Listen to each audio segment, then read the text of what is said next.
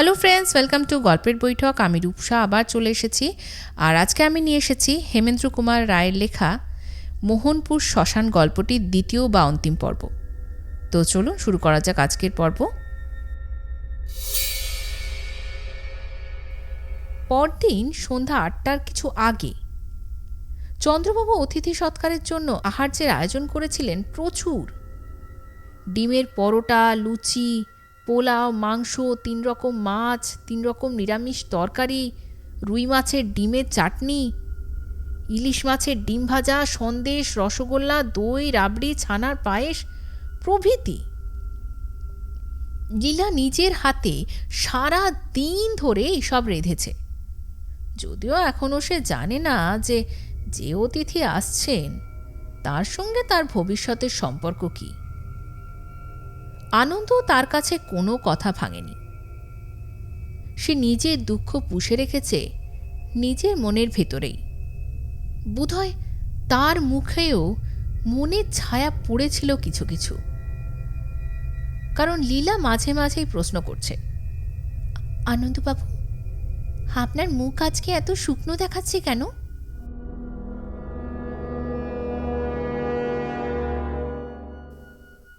আনন্দ সহাস্যে লীলার প্রশ্ন উড়িয়ে দিয়েছে।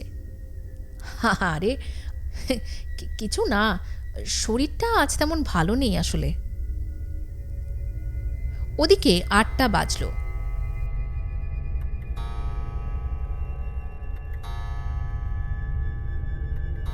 সঙ্গে সঙ্গে বৈঠকখানার দরজার সামনে দেখা গেল মহারাজা মহেন্দ্রনারায়ণ বাহাদুরকে।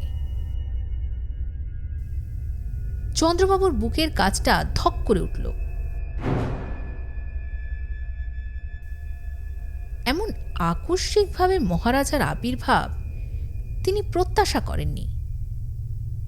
মহারাজা আত্মপ্রকাশ করলেন যেন হাওয়ার ভিতর থেকেই। যদিও এমন চিন্তা হাস্যকর, তবু এই কথাই মনে হলো চন্দ্রবাবুর।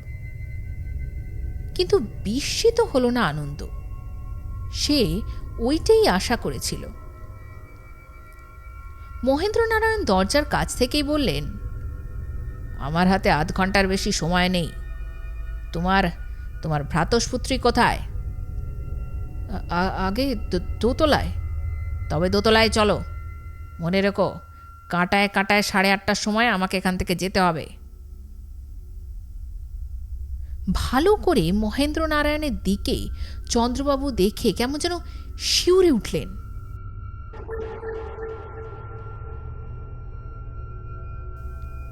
আনন্দেরও 2 চক্ষু হল বিস্ফারিত।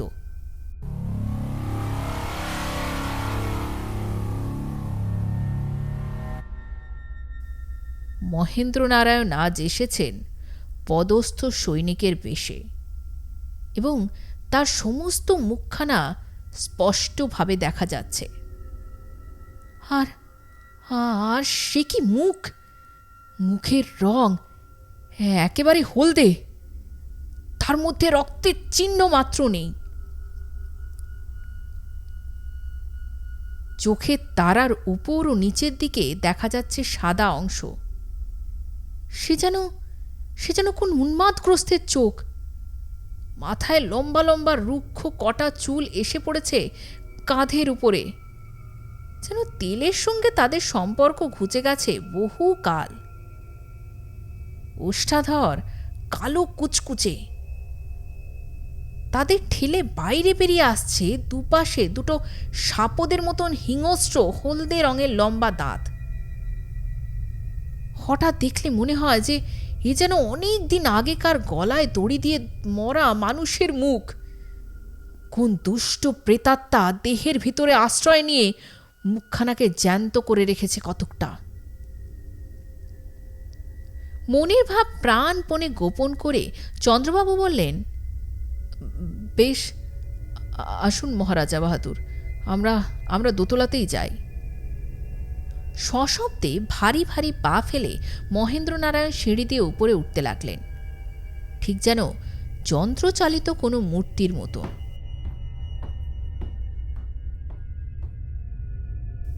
কিংবা যেন কোনো পুতুল বাজির পুতুলকে চালনা করছে অদৃশ্য রজ্জুর সাহায্যে। উপরের ঘরেই বসেছিল লীলা। মহেন্দ্র নারায়ণকে দেখেই সে চমকে আড়ষ্ট হয়ে রইল কাঠের মতন। চন্দ্রবাবু বললেন, লীলা, ইনি হচ্ছেন মোহনপুরের মহারাজা বাহাদুর। লীলা নিজেকে সামলে নিয়ে তাড়াতাড়ি দাঁড়িয়ে উঠে 2 হাত জোড় করে প্রণাম করলে। মহেন্দ্র নারায়ণ প্রায় আধ মিনিট ধরে লীলার দিকে তাকিয়ে স্তব্ধ হয়ে দাঁড়িয়ে রইলেন। তারপর হঠাৎ পাশের ঘরের দিকে তাকিয়ে বললেন, চন্দ্রমোহন, একবার ওই ঘরে আমার সঙ্গে এসো তো। যাচ্ছি মহারাজা বাহাদুর, আপনার যখন সময় নেই তখন তাড়াতাড়ি খাওয়ার ব্যবস্থাটা করে যাই। খাবার? মহারাজা বাহাদুর, আপনাকে খাওয়াবার শক্তি আমার কোথায়? এই সামান্য আয়োজন। সামান্য বা অসামান্য কোনো খাদ্যই আমি গ্রহণ করতে পারবো না। সে কি, লীলা এত এত কষ্ট করে রেঁধেছে? বাজে সময় নষ্ট করো না, পাশের ঘরে চলো। অগত্যা আর বাক্য ব্যয় না করে মহেন্দ্র নারায়ণকে নিয়ে চন্দ্রবাবু পাশের ঘরে গিয়ে ঢুকলেন। বললেন, এখন কি আদেশ বলুন? এই নাও 10 লক্ষ টাকার নোট। লীলাকে আমি সঙ্গে নিয়ে মোহনপুরে ফিরে যেতে চাই। বিবাহ না করেই? আমাদের বংশের নিয়ম, পাত্র রাজধানীতে নিয়ে গিয়ে পাত্রীকে বিবাহ করবে। মহারাজার রাজ্যের কথা জানি না, কিন্তু এদেশেও নিয়ম অচল। মহেন্দ্র নারায়ণ সিধে হয়ে দাঁড়ালেন। মাথায় তিনি যেন উঁচু হয়ে উঠলেন আরও 1 ফুট। দীপ্ত চক্ষে চন্দ্রবাবুর দিকে তাকিয়ে গম্ভীর স্বরকে গম্ভীরতর করে বললেন, চন্দ্রমোহন, আমাকে তোমাদের দেশের নিয়ম মেনে চলতে হবে নাকি? লীলাকে আমার হাতে সমর্পণ করবে বলে তুমি কথা দিয়েছ, নিজের কথা রাখতে তুমি বাধ্য। কাল আমার সঙ্গে মোহনপুরে যেতে হবে, বুঝলে? কি হলো, বুঝলে? সেই দীপ্ত দৃষ্টির মধ্যে ছিল কোন জাদু! আবার চন্দ্রবাবুর মনে হলো যে তার সমস্ত ইচ্ছাশক্তি যেন বিলুপ্ত হয়ে গেল। সামনের মূর্তি যেন প্রভু, তিনি যেন গোলাম। মাথা নত করে বললেন, যে আগে তাই হবে। কাল সকাল 10টার সময় সিপাহীদের সঙ্গে ডুলি আসবে। লীলা যেন প্রস্তুত হয়ে থাকে, তার সঙ্গে আর কেউ যেতে পারবে না, এই আমার আদেশ। তুমি কথা দিয়েছ, এ আদেশ অমান্য করে নিজের বিপদকে ডেকে এনো না। মহেন্দ্র নারায়ণ হঠাৎ ঘর ছেড়ে বাইরে এবং তারপর বেরিয়ে গেলেন বাড়ির ভিতর থেকে।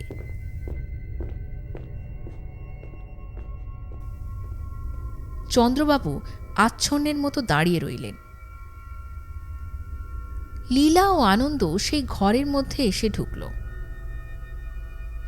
লীলা সভয়ে বলল, উহ, মহারাজীর কি ভয়ঙ্কর চেহারা না? চন্দ্রবাবু যেন স্বপ্নাবিষ্টের মতন বললেন, ভয়ঙ্কর চেহারা? লীলা শিউরে উঠে বলল, মাগো, তুমি কি লক্ষ্য করে দেখনি মহারাজা যতক্ষণ এখানে ছিলেন হ্যাঁ একবারও তার চোখের পাতা পড়েনি? ঠিক ঠিক যেন ঠিক যেন মরা মানুষের চোখ।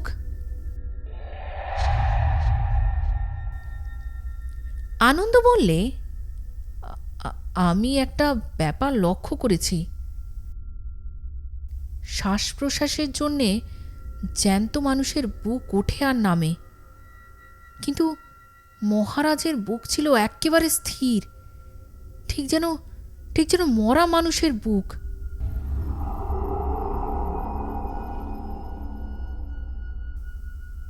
চন্দ্রবাবু বললেন, তোমরা তোমরা ভুল দেখেছ। মরা মানুষ কি কখনো চলে ফেরে, কথা কয়?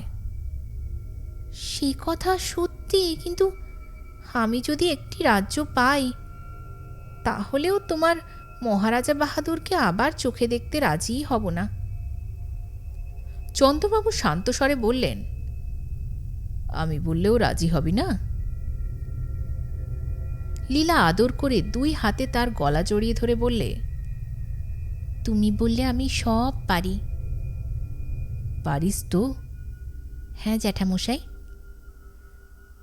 তাহলে শুনে রাখ, ওই ওই ওই মহারাজা বাহাদুরের সঙ্গেই তোর বিয়ে হবে, আমি কথা দিয়েছি যে।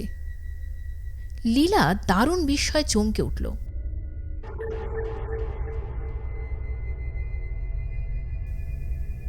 চন্দ্রবাবু আবার বললেন, কাল সকাল 10টার সময় তোকে মোহনপুরে নিয়ে যাওয়ার জন্য মহারাজের লোক আসবে।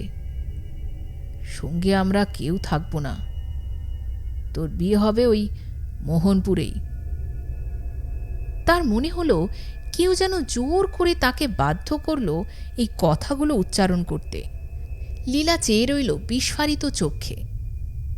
চন্দ্রবাবু আবার বললেন, মহারাজা বাহাদুর তোর জন্য 20 লক্ষ টাকার সম্পত্তি আমার হাতে দিয়ে গেছেন।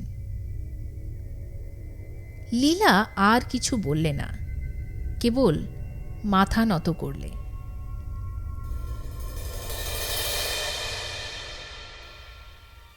লীলা মোহনপুরে চলে গিয়েছে। তার অভাবে সমস্ত বাড়িখানা ফাঁকা ফাঁকা ঠেকছে। চন্দ্রবাবুর আর কিচ্ছু ভালো লাগে না। নিজেকে তার অপরাধী বলে মনে হয়। একজন অজানা, কেবল অজানা নয়, প্রাচীন বয়সী এবং ভয়াভয় রূপে কুৎসিত বিদেশির হাতে টাকার লোভে এমন করে লীলাকে সমর্পণ করা তার পক্ষে কিছুতেই উচিত হয়নি। না জানি তিনি লীলার চোখে কতখানি হীন হয়ে পড়েছেন। কিন্তু লীলা তো কিছুই জানে না, তার আর কোনো উপায়ই ছিল না। মহেন্দ্রনারায়ণ নিশ্চয়ই মায়াবী। সে যখনই এসেছে তখনই কি যেন একটা মন্ত্রগুণে তাকে বশ করে ফেলেছে। তার সামনে তিনি যেন নিজের সমস্ত নিজস্বতা হারিয়ে ফেলতেন। তার হাতে লীলাকে তিনি তুলে দিয়েছেন সম্পূর্ণ নিজের অজ্ঞাতসারেই। লীলার সঙ্গে দেখা হলে এই সত্যটা তাকে বুঝিয়ে দিতেই হবে। আনন্দ যে মনমরা হয়ে আছে সে কথা বলাই বাহুল্য। চন্দ্রবাবুর বাড়িতেও সে খুব অল্পক্ষণই থাকে। চিত্রশালায় গিয়ে দিনের অধিকাংশ সময় সে কাজকর্মের মধ্যে ডুবে থেকে ভোলবার চেষ্টা করে লীলার অভাব। 3 দিনের কাজ সে করে ফেলে 1 দিনে। প্রায় 1 মাস কেটে গেল, অথচ লীলার কোনো খবর নেই।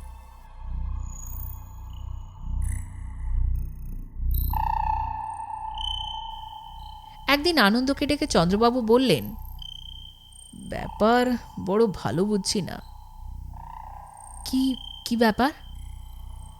যাবার সময় লীলা বলে গিয়েছিল যে নিয়মিতভাবে চিঠিপত্র লিখবে, কিন্তু 1 মাসেও তার একখানা চিঠিও এলো না।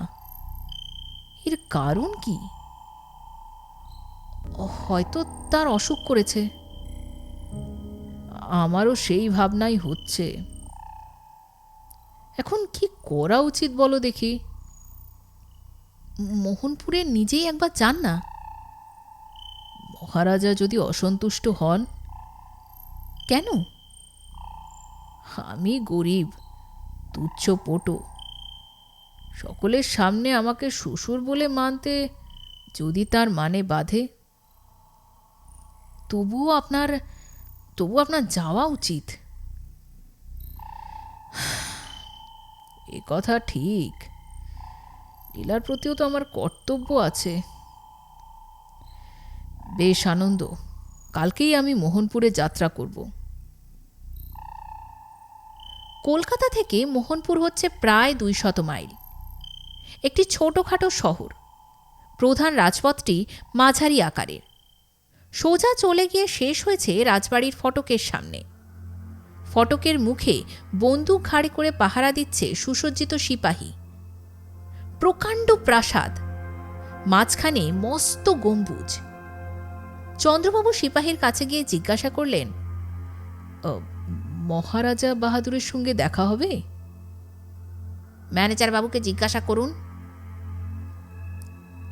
তিনি তিনি কোথায়? ওই যে ওইদিকেই আসছেন। একটি প্রৌঢ় ভদ্রলোক রাজবাড়ির ভিতর থেকে বেরিয়ে আসছিলেন। চন্দ্রবাবু তাকে নমস্কার করলেন।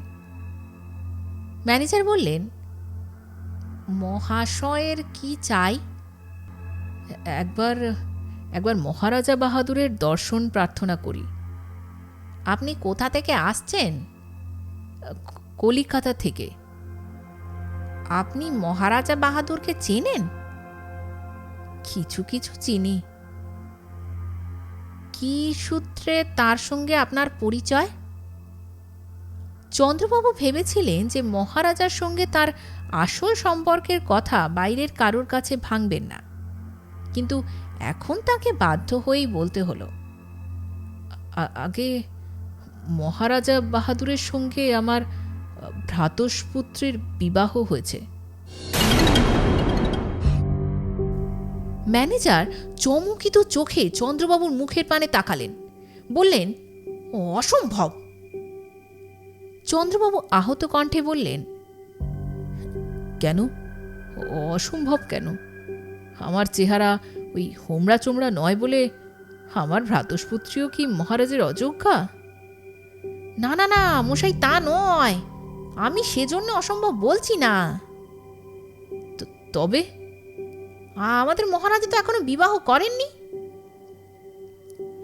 এইবারে চন্দ্রবাবুর বিস্মিত হবার পালা। খানিকক্ষণ স্তব্ধ থেকে বললেন, এত বয়সেও তার বিবাহ হয়নি? আমাকে কি এ কথা বিশ্বাস করতে হবে? মশাই কি বলছেন? আমাদের মহারাজা নরেন্দ্র নারায়ণ এই সবে 23-এ পা দিয়েছেন। চকিত স্বরে চন্দ্রবাবু বললেন, আপনাদের আপনাদের মহারাজা নরেন্দ্র নারায়ণ? হ্যাঁ, আমাদের মহারাজার তো ওই নাম। তবে কি তিনি কলিকাতায় গিয়ে নাম ভাড়িয়েছিলেন? কলিকাতায় কতদিন আগে তার সঙ্গে আপনার দেখা হয়েছিল? এই মাসখানেক আগে। ম্যানেজার এইবার হেসে বললেন, মশাই কোনো জুয়াচোরের পাল্লায় পড়েছেন। আমাদের মহারাজা সবে গেল হপ্তায় বিলাত থেকে ফিরেছেন। বিলাতেই তো তিনি 8 মাস ছিলেন। চন্দ্রবাবুর মাথায় যেন বাজ ভেঙে পড়ল। তবে কি তিনি লীলাকে সমর্পণ করেছেন কোনো প্রতারকের কবলে? তবুও তিনি একটা সম্ভাবনার ইঙ্গিত পেয়ে জিজ্ঞেস করলেন, এখানে মহারাজা মহেন্দ্র নারায়ণ বলে কেউ আছেন? এ কালে নেই, সে কালে ছিলেন। মানে? মহারাজা মহেন্দ্র নারায়ণ ছিলেন বর্তমান মহারাজার পিতামহ। 60 বছর আগে তার মৃত্যু হয়েছে।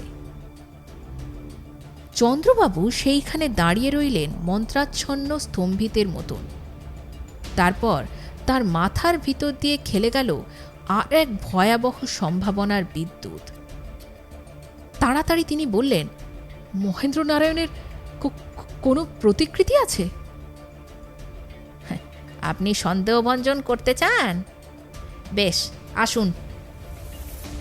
রাজবাড়ির বৈঠকখানায় মহারাজার পূর্বপুরুষদের অয়েল পেন্টিং আছে। প্রকাণ্ড বৈঠকখানা, রাজকীয় ঐশ্বর্যে পরিপূর্ণ। দেওয়ালে দেওয়ালে বড় বড় নতুন নতুন পুরাতন মূর্তিচিত্র। ওই দেখুন মহারাজা মহেন্দ্র নারায়ণকে। শুনেছি তার মৃত্যুর 3 দিন আগে ছবিখানা আঁকা হয়। তিনি হঠাৎ মারা যান জলে ডুবে। তার দেহ আর খুঁজে পাওয়া যায়নি। কিন্তু এই সব কথা চন্দ্রবাবুর কর্ণে প্রবেশ করছিল না। প্রায় বাহ্য জ্ঞানহীন হয়ে তিনি চিত্রাঙ্কিত মহেন্দ্র নারায়ণের মুখের দিকে তাকিয়েছিলেন নিষ্পলক নেত্রে। এই তো লীলার স্বামী মহেন্দ্র নারায়ণ।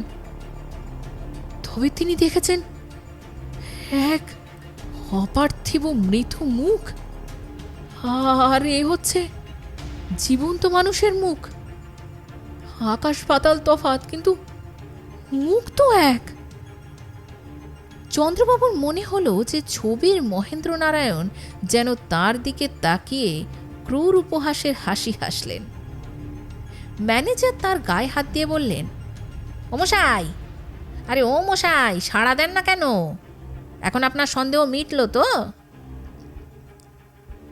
সুপ্তস্থিতের মতন চন্দ্রবাবু বললেন, হ্যাঁ, কি বলছেন? হ্যাঁ, 1 মাস আগে এই মূর্তি আমার বাড়িতে গিয়েছিল। দেখুন দেখুন, পাগলের মতন প্রলাপ বকবেন না। চন্দ্রবাবু হঠাৎ হাহা করে হেসে উঠলেন।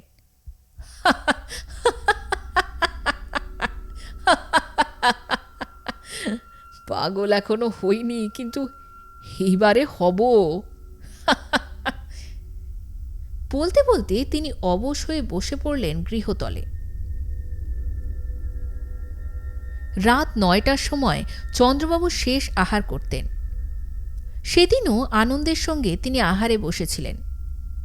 গতকাল তিনি মোহনপুর থেকে কলকাতায় ফিরেছেন। তার মুখ থেকে সব শুনেছে আনন্দ। দুজনেরই মনের অবস্থা ভালো নয়। কথা নেই কারোর মুখেই। হঠাৎ সজোরে বেজে উঠল সদর দরজার কড়া জোড়া।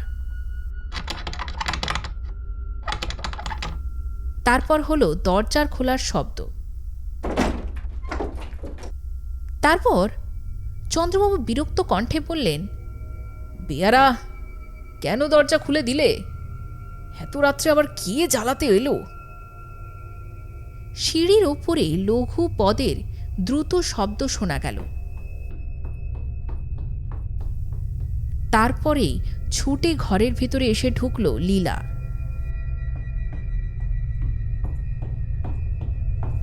কিন্তু হে কি মূর্তি, কি বেশ! এলোমেলো এলানো চুল, যেন তেল জলের সঙ্গে বহু কালের সম্পর্ক নেই। অসম্ভব আতঙ্কে চোখ দুটো যেন বাইরে বেরিয়ে আসতে চাইছে। গাল দুটো গেছে ভিতরে বসে এবং থরথর করে সারা গা কাঁপছে। ধুলো কাদামাখা পরনের কাপড়ে পাট নেই, জায়গায় জায়গায় ছেঁড়া, এবং সেখানা হচ্ছে সেই কাপড় যা সে পরে গিয়েছিল মোহনপুরে। মাটির উপরে ধপাস করে বসে পড়ে লীলা চেঁচিয়ে উঠল, জল, একটু জল দাও, নইলে নইলে এক্ষুনি বুক ফেটে যাবে। আনন্দ তাড়াতাড়ি জল এনে দিল। সে একসঙ্গে ঢকঢক করে 3 গেলাস জল খেয়ে ফেললে। যেন তার নির্জল মরুযাত্রীর তৃষা। আবার সে চেঁচিয়ে উঠল, খাবার, একটু খাবার, নইলে নইলে আমি এক্ষুনি মরে যাব। চন্দ্রবাবু নিজের খাবারের পাত্রগুলো তখনই তার দিকে ঠেলে দিলেন। সে 2 হাতে গোগ্রা সে খাবারগুলো মুখে তুলে খেয়ে ফেললে। কিন্তু মিটল না তার দারুণ ক্ষুধা। নিজেই হুমড়ি খেয়ে আনন্দেরও খাবারের পাত্রগুলো টেনে নিয়ে আবার 2 হাতে খেতে আরম্ভ করলে।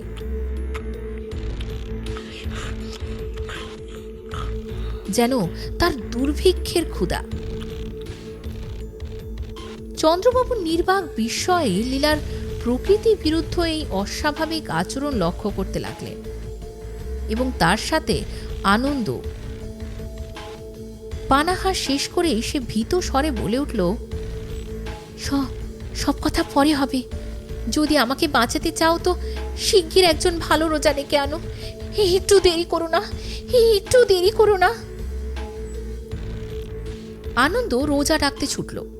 সেই পাড়াতেই এক বিখ্যাত রোজার বাড়ি ছিল। মিনতি ভরা কণ্ঠে লীলা বললে, জ্যাঠামশাই, তোমার 2টি পায়ে পড়ি, আমাকে এ ঘরে একলা ফেলে যেও না। যাব না মা, যাব না, আমি তোর কাছেই থাকবো। হ্যাঁ হ্যাঁ, আমার কাছেই থাকো। একলা হলে আবার আমি মরবো। তোর কথার মানে কিছু বুঝতে পারছি না। আগেই বলেছি যে এই ঘরের মাঝের দরজা দিয়ে পাশের ঘরে যাওয়া যায় এবং দেখাও যায় ভেতরটা। সেদিকে তাকিয়েই আতকে ওঠে লীলা আর্তস্বরে আবার চিৎকার করে উঠল, সে এসেছে, সে এসেছে। চন্দ্রবাবু সবিস্ময়ে বললেন, কে কে এসেছে রে? সে সে সে তার দেহ নেই, কিন্তু কিন্তু আছে। জ্যাঠামশাই, তুমি কি তুমি কি তুমি কি পচা মরা দুর্গন্ধ পাচ্ছ না? কই, পাচ্ছি না তো। কিন্তু কিন্তু আমি পাচ্ছি। আমাকে সে ঠকাতে পারবে না। তুই তুই কার কথা বলছিস? সে আমাকে আবার নিয়ে যেতে এসেছে জ্যাঠামশাই। সে কোথায়? সে আঙুল দিয়ে পাশের ঘরখানা দেখিয়ে কাঁদন ভরা গলায় লীলা বললে, ওইখানে, ওই যে দাঁড়িয়ে আছে। আমি ওকে স্পষ্ট দেখতে পাচ্ছি। পাশের ঘরের দিকে ত্রস্ত চোখে তাকালেন চন্দ্রবাবু। হ্যাঁ, ওখানে সুদীর্ঘ ছায়ার মতন কি একটা দেখা যাচ্ছে বলেই তো বোধ হচ্ছে। তারপর ভালো করে দেখে বুঝলেন যে তার চোখের ভ্রম। উপর থেকে সমুজ্জ্বল আলোর আধার ঝুলছে। ছায়া বা কায়া কোনো কিছুই ওখানে নেই। খালি ঘর। বললেন, তুই ভুল দেখছিস লীলা, ও ঘরে কেউ নেই। দুই বাহু দিয়ে চন্দ্রবাবুকে জড়িয়ে ধরে লীলা আকুল স্বরে বলল, আছে আছে আছে, আমি ওকে স্পষ্ট দেখতে পাচ্ছি। ও আমাকে আবার নিয়ে যাবে।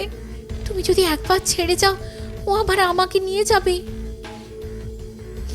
এমন সময়ে রোজাকে সঙ্গে করে আনন্দ পাশের ঘরে এসে দাঁড়ালো। রোজা ভিতরে এসেই বলল, আমি এই ঘরে কোনো দুষ্ট আত্মাকে অনুভব করছি। হ্যাঁ, কোনো সন্দেহ নেই, দুষ্ট আত্মা, পিশাচ পিশাচ। রাজা নলের দেহে যেমন শনি ঢুকেছিল, সেও তেমনই কোনো মানুষের মৃতদেহের মধ্যে ঢুকে পৃথিবীর ওপর অত্যাচার করে বেড়ায়। ভীষণ পিশাচ। আমাকে আগে এই ঘরে বসেই কাজ আরম্ভ করতে হবে। আনন্দ ভীত ও সন্দিগ্ধ নেত্রে পাশের ঘরে দাঁড়িয়ে চারিদিকে ফিরে ফিরে তাকাতে লাগলো, কিন্তু সন্দেহ করবার মতন কোনো কিছুই দেখতে পেলে না। অথচ এইটুকু অনুভব করতে পারলে যে ঘরের ভিতরে সে এবং রোজা ছাড়া অন্য কোনো হিংস্র ভয়ানকের অস্তিত্ব আছে। উত্তেজনার পর উত্তেজনায় চন্দ্রবাবুর দেহ ক্রমেই নেতিয়ে পড়ছিল, কিন্তু সেই অবস্থাতেই রোজার কথা শুনে রোমাঞ্চিত হয়ে উঠল তার সর্বাঙ্গ। লীলা চোখের সামনে কি দেখতে পাচ্ছিল তা সেই জানে, কিন্তু এইবারে সে দুই চক্ষু দেওয়ালে ঠেসান দিয়ে এলিয়ে পড়ল। রোজা মাটির ওপর আসন পিঁড়ি হয়ে বসে পড়ে মন্ত্র উচ্চারণ করতে উদ্যত হল, এবং ঠিক সেই মুহূর্তেই ঘরের ভেতরে এসে ঢুকলো একটা প্রবল দমকা হাওয়া। সঙ্গে সঙ্গে ছাদ থেকে বিলম্বিত আলোটা হলো নির্বাপিত। রোজা চিৎকার করে বললে, আলো আলো, শিগগির আর একটা আলো আনো। অন্ধকারে ফুটে উঠেছে দুটো মারাত্মক দীপ্ত চক্ষু। এখনই সর্বনাশের সম্ভাবনা। শিগগিরই শিগগিরই আলো আলো আলো। চন্দ্রবাবু আত্মহারার মতন এক লাফে দাঁড়িয়ে উঠে টেবিলের উপর থেকে আলোটা তুলেও ঘরের দিকে ছুটে গেলেন। লীলা তীক্ষ্ণ স্বরে কেঁদে উঠে বলল, জ্যাঠামশাই, যাবেন না, যাবেন না, আমাকে একলা ফেলে যাবেন না। আমি তোর সামনেই আছি মা, আলোটা আলোটা ও ঘরে রেখেই আমি তোর পাশে এসে বসবো। বলতে বলতে চন্দ্রবাবু পাশের ঘরে গিয়ে আলোটা মেঝের উপরে বসিয়ে দিয়েই আবার এ ঘরে ফিরে আসবেন। এমন সময়ে আচম্বিতে মাঝের দরজাটা বন্ধ হয়ে গেল সশব্দে। পর মুহূর্তেই লীলার কণ্ঠে জাগলো পরিত্রাহী চিৎকারের পর চিৎকার। চন্দ্রবাবু পাগলের মতন মাঝের দরজার উপর ঝাঁপিয়ে পড়লেন। আনন্দ ও রোজা যোগ দিল তার সঙ্গে। ও ঘরের মধ্যে লীলার বিষম চিৎকার ও ব্যাকুল ক্রন্দন আরও বেড়ে উঠল, কিন্তু তিনজনের সমবেত শক্তিও দরজার পাল্লা দুখানাকে এক চুলও ফাঁক করতে পারল না। তারপরেই একেবারে স্তব্ধ হয়ে গেল লীলার কণ্ঠস্বর।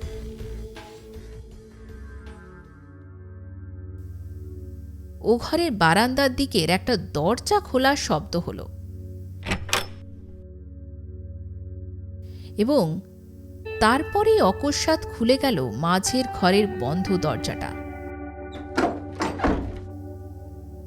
যারা প্রাণপণে দরজা ঠেলছিল তারা সকলেই টাল সামলাতে না পেরে খোলা দরজার ভিতর দিয়ে ও ঘরের মেঝের উপরে পড়ে গেল হুমড়ি খেয়ে।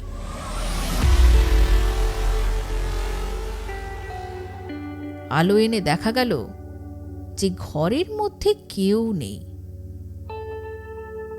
আনন্দ বারান্দায় যাবার খোলা দরজা দিয়ে ছুটে গেল বাইরে।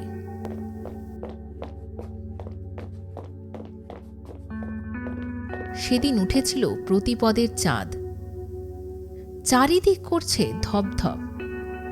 বারান্দার তলাতেই একটা ছোট রাস্তা, তারপরেই একটা পুষ্করিণী এবং তার ভাঙা ঘাট।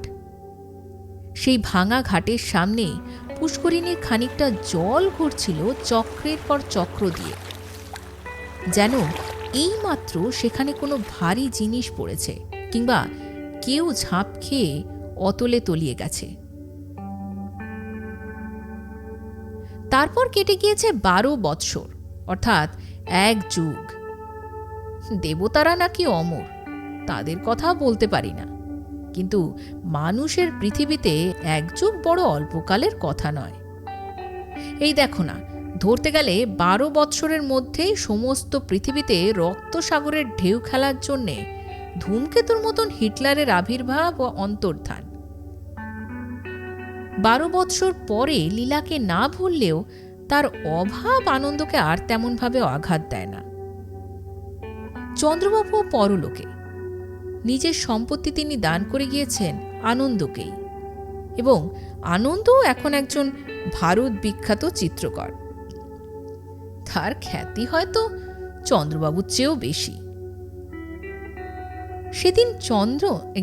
সেদিন আনন্দ চিত্রশালায় বসে নিজের মনে কাজ করছে।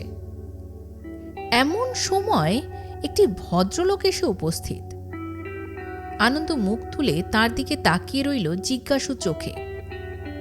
আগন্তুক বললে, আমি মোহনপুরের মহারাজা নরেন্দ্র নারায়ণের প্রাইভেট সেক্রেটারি। মোহনপুর? মোহনপুর?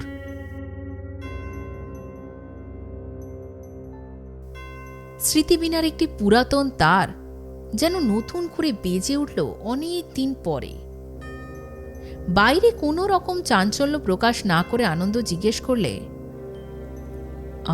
আমার কাছে কি দরকার? মহারাজা বাহাদুরের একখানা তৈলচিত্র আঁকবার জন্যে আপনি মোহনপুরে যেতে পারবেন? পারিশ্রমিক যা চাইবেন পাবেন। আনন্দ সম্মতি জানালে। কবে যেতে পারেন? আগামী রবিবার। যথাসময়ে আনন্দ মোহনপুরে গিয়ে হাজির হল। বৈঠকখানায় বসেছিলেন মহারাজা বাহাদুর। অতি সদালাপী লোক। তার সঙ্গে কথা কইতে কইতে হঠাৎ আনন্দের দৃষ্টি পড়ল মহেন্দ্র নারায়ণের প্রকাণ্ড তৈলচিত্রের উপর। মহারাজের কি একটা প্রশ্নের জবাব দিতে দিতে সে একেবারে থেমে গেল। তার মনে হল ছবির মুখ যেন তাকে দেখেই নির্দয় ব্যঙ্গ ভরা হাসি হাসছে। মহারাজা বিস্মিত হয়ে বললেন, মনে হচ্ছে আমার পিতামহের ছবি দেখে আপনি ভয় পেয়েছেন। কেন বলুন দেখি? আনন্দ তাড়াতাড়ি আপনাকে সামলে নিলে। সন্ধ্যার পর বেরিয়ে আনন্দ বাসার দিকে ফিরে আসছে। মোহনপুর এবং তার আশেপাশে দেখবার সেরকম কিছুই নেই, বন, মাঠ আর নদী ছাড়া। তখন চাঁদ উঠেছিল, খণ্ড চাঁদ। অন্ধকার একটুখানি পাতলা হয়েছিল বটে, কিন্তু ভালো করে নজর করা চলে না। তার উপরে আনন্দ যেখান দিয়ে আসছিল সেখানে পথের 2 ধারে দাঁড়িয়ে বড় বড় গাছের ওপর গাছ সৃষ্টি করেছে অন্ধকারা অন্ধকার। তফাতে দেখা যাচ্ছে একটা আলো। খানিক এগিয়ে আনন্দ দেখলে আলো হাতে করে দাঁড়িয়ে আছে একটা মূর্তি। আরো এগিয়ে বুঝতে পারল যে মূর্তিটা স্ত্রী লোকের। কাছে এসে দেখলে সেটা সেটা লীলার মূর্তি। নিজের চোখকে আনন্দ যেন বিশ্বাস করতে পারলে না, চমৎকৃত হয়ে দাঁড়িয়ে রইল, দুই চক্ষু বিস্ফারিত। লীলা নীরবে হাসলে, অতি মৃদু করুণ হাসি। আনন্দ বললে, লীলা। ওষ্ঠাধরে তর্জনী রেখে লীলা কথা কইতে মানা করল আনন্দকে। তারপর ইশারা করে বললে আনন্দকে তার সঙ্গে সঙ্গে যেতে। তারপর সে অগ্রসর হল। লীলার পিছনে পিছনে যেতে যেতে তার হাতের লণ্ঠনের আলোতে আনন্দ এটাও লক্ষ্য করলে যে আজও সে পরে আছে সেই কাপড়খানায়, যা পরে যাত্রা করেছিল মোহনপুরের দিকে। বন এত নিস্তব্ধ যে একটা ঝিঝি পোকাও ডাকছে না, গাছের একটা পাতারও শব্দ হচ্ছে না।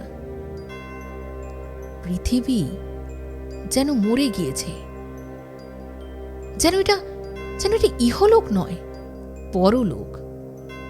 বন শেষ, নদীর ধার, কিন্তু জলকলরল শোনা যায় না। মরা চাঁদের আলো, বাতাসের দম বন্ধ। একখানা পুরনো বাড়ির খানিকটা ভেঙে পড়েছে আর খানিকটা দাঁড়িয়ে আছে। লীলা তার ভিতরে গিয়ে ঢুকল।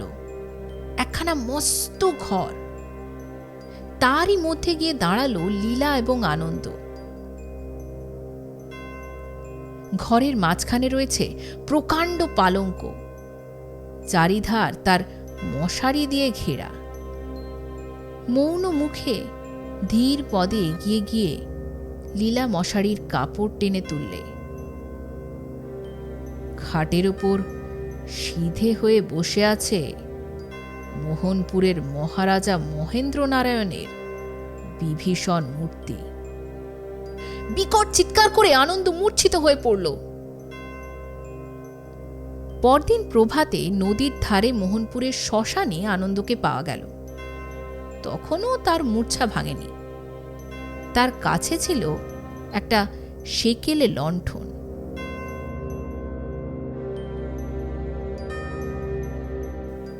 আপনারা শুনছিলেন লেখক হেমেন্দ্র কুমার রায়ের লেখা মোহনপুরের শ্মশান গল্পটি কেমন লাগলো অবশ্যই আমাদেরকে কমেন্টে জানাবেন, এবং যদি এই গল্পগুলো আপনাদের ভালো লাগে তো প্লিজ লাইক, কমেন্ট, শেয়ার আর সাবস্ক্রাইব করে আমাদের এই চ্যানেলটিকে এগিয়ে যেতে একটু সাহায্য করবেন। আর সাবস্ক্রাইব করার সঙ্গে সঙ্গে ফিউচার আপডেটসের জন্য বেল আইকন ক্লিক করতে অবশ্যই ভুলবেন না। আজকে এই পর্যন্তই, পরে আবার দেখা হচ্ছে অন্য একটা গল্পের সঙ্গে। নমস্কার।